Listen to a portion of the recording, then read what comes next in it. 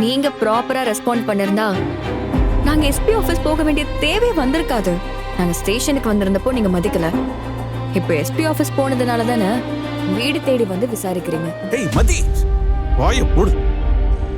என்ன பேசுற நீ? Sorry sir, sorry sir. Sir sir நீங்க உட்காருங்க, உட்காருங்க சார். முதல்ல ஏய் நீ போய் காஃபி எடுத்துட்டு வா. அதெல்லாம் வேண்டாம். உன் மனசுல என்ன பெரிய இவன்னு நினைப்பா? கொஞ்சம் பார்த்து பேசுங்க. எங்க அம்மா அப்பா எல்லாம் பயப்படுறாங்க. பார்த்து பேசணுமா? அதுவும் உன்கிட்ட நீ பார்த்து பேசுனியா? நீ பாட்டுக்கு ஸ்டேஷனுக்கு வந்த, நாங்க என்ன பண்ணணும், எப்போ எப்படி பண்ணணும்னு கிளாஸ் எடுத்த, ரூல்ஸ் எல்லாம் சொல்லி கொடுத்த.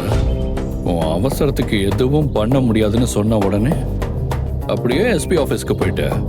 எஸ்பியும் எந்த ஆக்ஷனும் எடுக்க மாட்டேன்னு சொல்லியிருந்தா என்ன பண்ணிருப்ப? அவர் மேலேயே கம்ப்ளைண்ட் எழுதி கமிஷனர் ஆஃபீஸ் போயிருப்பியா? எங்க வரைக்கும் இப்படி போவ? உனக்கு ஏதாவது பிரச்சனைனா கூட பரவாயில்ல, யாரோ ஒருத்தங்க பிரச்சனைக்கு இப்படி கம்பு சுத்துறிய. நீ என்ன சோஷியல் சர்வீஸ் பண்றியா? சார் சார் சார் அதெல்லாம் சார் சார் ஏதோ தெரியாம பண்ணிட்டேன் சார். Sorry sir. சார் நீங்க அதெல்லாம் தப்பா எடுத்துக்காதீங்க சார் ப்ளீஸ். சார்பா நான் மன்னிப்பு கேட்கறேன் சார் ப்ளீஸ் சார். ஏய், உனக்கு நிஜமா பயம் இல்லையா? இல்ல பயம் இல்லாத மாதிரி நடிக்கிறியா?